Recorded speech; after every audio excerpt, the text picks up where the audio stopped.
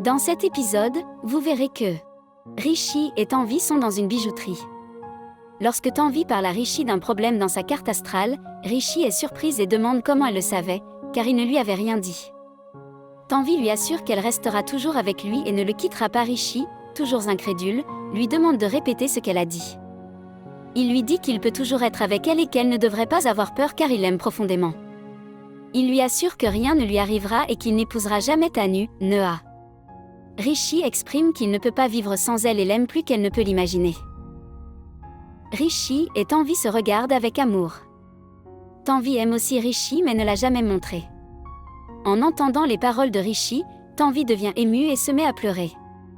Rishi essaie de la consoler. Leurs yeux sont remplis d'amour l'un pour l'autre. La mère de Pawan a sélectionné les bijoux et recherche désormais Tanvi. Tanvi dit à Rishi qu'elle doit y aller car la mère de Pawan l'attend. Rishi lui rappelle qu'elle a dit qu'elle ne le quitterait jamais. Tanvi demande à Rishi d'être prévenant car ils sont en public. Rishi insiste pour qu'elle admette ses sentiments pour lui, ce à quoi Tanvi révèle accidentellement que leurs cartes astrales sont connectées. Rishi est étonné. Tanvi trouve une excuse pour partir, disant que la mère de Pawan les verra.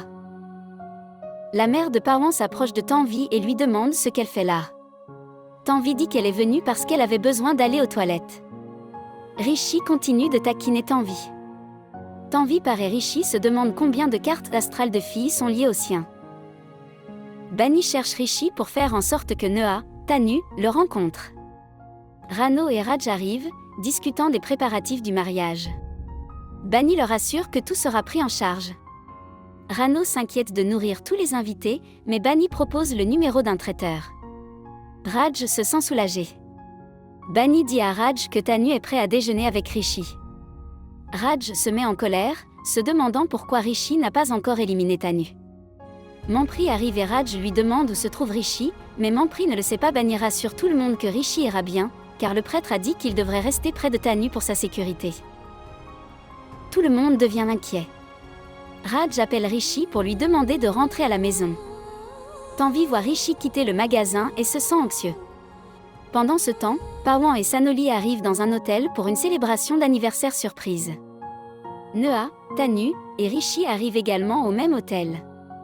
Pawan commande un gâteau pour Sanoli et réserve une chambre pour la surprise. Rishi et Noah s'assoient.